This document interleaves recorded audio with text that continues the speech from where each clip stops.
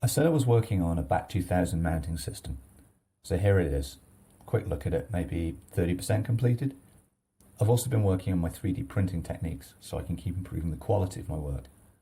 This here is a rock shield for the NXT, and I'll talk about that after the 2000 mount here, as well as my position on sending out STL files of my work.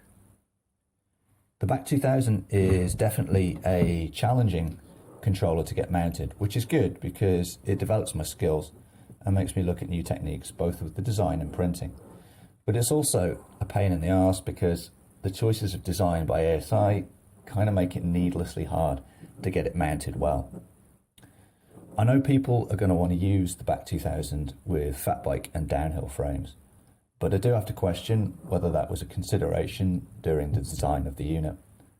I'm kind of thinking that it was cheaper and easier for ASI to use the BAC4000 and 8000 casing and reduce the size for the 2000, which has benefits for their manufacturing, but the ergonomic consequences of that design call will become obvious. When I first looked at the BAC2000, I immediately noticed the 6 M4 bolt holes that are on either end of the unit. They actually run right into the aluminum heatsink to a good depth. So I figured mount directly to those and the connection would be rock solid. And it is. It's really good and solid. The issue though is the Molex plugs, which are going in here. And the BAC2000 uses waterproof Molex connectors, which are very strong and watertight. They utilize a rubber seal and are actually quite a complicated construction. The way ASI have them connecting to the BAC2000 though does not allow for an easy fit on your bike. You can see that where the plugs are located, it makes it very difficult to get the controller mounted anywhere close to the down tube. Like if I put in one here, you can see it's going to be very difficult to get it anywhere close to the cutout and get this anywhere close to the bike. I've seen it mounted this way across the down tube as well, but that's kind of presenting the widest part of this unit across the bike. And really, I'd like to be able to use these mounting points here. Even if you could get this tube in here or get it close to the down tube, you've still got the issue of the wires kind of ejecting across what would then be the triangle of the bike. And the same scenario if you mount it this way, you still have this wires coming right the way across the triangle, which is really not ideal. I have looked for a different version of the Molex plug, but I've drawn a blank so far. I think that the plug design itself prevents it, as you have to pass the wires through these rubber seals, and any kind of bend to this would make it very difficult without a complete redesign. So my solution is to create adapters that allow you to modify your Molex connectors and divert the harness wires where you want them to go. They slot onto the top of a modified Molex plug and allow for the wiring to be directed in the direction you want it to go.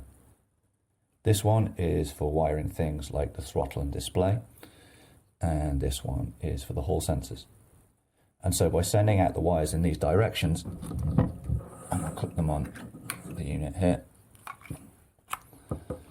So by sending them out in directions you want to go, you can eliminate the rat's nest of cables that occurs when fighting against the natural direction of the cable. And because this design is 3D printed, I can readily adapt this to change the direction depending on requirements. The extra space that this allows me makes it so that you can bring the BAC2000 mount much closer to the down tube for better clearance.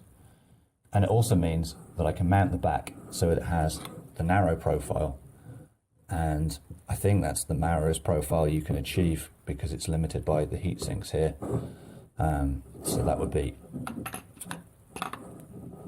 there then, in line with the down tube of your bike. The cutouts here have been sized for my frame, but the gap here allows up to a 60 millimeter down tube, and that will be attached to the bike with some pretty hefty mounting hardware here. The whole design is meant to be as sturdy as I can get it, and that's basically in recognition of the fact that it supports about 1 kilo of weight, and these are expensive controllers. Another advantage with this design is the protection of the phase connections here. So I've designed a side plate here, and this design goes on here, and it stops sort of any accidental shorting of the phase connections. The logos here are me kind of playing about with my techniques and things, but they'll definitely be something that I'll make available to people, and it will be a standard option and no extra charge for that, as usual. The cutouts here at the back are actually for tidying up things like the phase wires. So if I bring these through up to the cutout here, you can have those going straight down to your motor without them, you know, sort of coming up here or flopping around. So it's just meant to make it a really sort of tidy system overall. I'm probably about 40% done, maybe a bit less with the design, so I'll be doing quite a bit more on this mount fairly soon. Once the base design is finalized, it's going to be really easy to modify it for other kinds of bikes, especially enduro style frames, because the mountings can be readily adapted as well. It'll be possible to use these as well with the BAC4000 and BAC8000 as well, because they bolt on the end, and the only difference in the design with the bigger backs is this distance here is longer. As well as the BAC2000 mount, I've also been working on a rock guard for the NXT system. I'm not sure how many of you have heard of Hades Omega Moto, but he broke his NXT screen with flying debris during some particularly hard riding with his Sir Run. Hades Omega Motorsport is a cool channel where he enters his modified Sur-Ron bike with the NXT display into drag races and track events and off-road stuff. It's really cool to see something that I spent a lot of time on ripping it up, and by the looks of things, more than hold its own against gas bikes. So it's definitely worth a look at his channel to see that. But the rock guard here is basically a response to that risk. It's not perfect, and I'm going to price this at pretty much my break-even point. Some of the issues that people have had with the NXT case, especially the early ones, were flaws in my design. So I don't really feel comfortable profiting from this one, but I can't afford to do it for free either. I'm happy to share the STL for this one. You will just need to print it and get some plastic and get it glued in and add in the cushioning if desired. If you order from me though, I'll do all that good stuff for you, as well as whatever design that you want for a 2-color print on the front.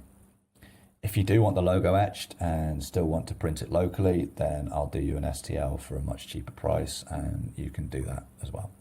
On the subject of STLs, I've been getting requests for them, particularly for my 855 mount. I'm sure in the majority of cases, people simply want the convenience of just using their own 3D printer.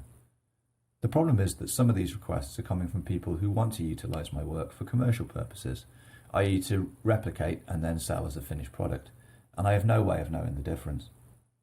The reasons I'm selling my designs is that I will be able to develop new bikes and work on projects as a The reason I'm selling my designs is so that I will be able to develop new bikes and work on projects as a self-sustaining enterprise. It's not about making a ton of money for me. I think my prices are very fair, and really it's not just a chunk of plastic. You have to consider the design, manufacture and shipping. Based on that, I put a fair price to cover this and make a profit to invest in the new bike. Most of the mounts I produce for people are custom shaped to their owner's bike. I'm not really interested in making hundreds and hundreds of these things. It's a bespoke product made to order that I want people to like. If you are using the BAC855 commercially and would like to license my design or have me produce a custom design, then by all means get in touch. But you'll need to make a realistic offer of compensation, like say a set price for every time you use the STL, or maybe a flat one-off fee if it's a custom design. Anyway, if you made it this far in the video, thanks for watching. And as usual, all comments, questions and suggestions are very welcome. Cheers.